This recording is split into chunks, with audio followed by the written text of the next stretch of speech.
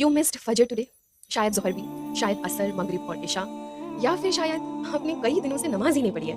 मतलब कई दिनों कई महीनों से आपने नमाज पढ़ी ही नहीं है, और हर बार जब नमाज का ख्याल आता है तो दिल कहता है मेरे जैसे इंसान को अल्लाह कभी माफ़ नहीं करेगा। मैं बहुत दूर आ चुकी हूँ, मैंने बहुत बड़े बड़े गुनाह किए हैं, अब वापस जाने का कोई फ़ायदा नहीं है। लेकिन सच कहूँ, अल्लाह ताला कुरान शरीफ में फरमाते हैं, ए मेरे बंदो जिन्होंने अपनी जानों पर ज़्यादती की है, मतलब गुनाह किए हैं, अल्लाह की रहमत से मायूस मत हो।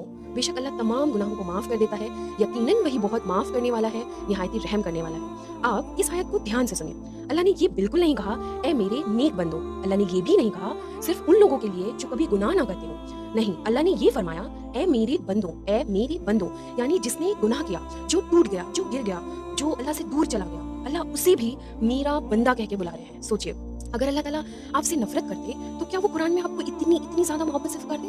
अगर अल्लाह आपको छोड़ देते तो क्या आज भी आपके दिल में नमाज की फ़िक्र पैदा होती?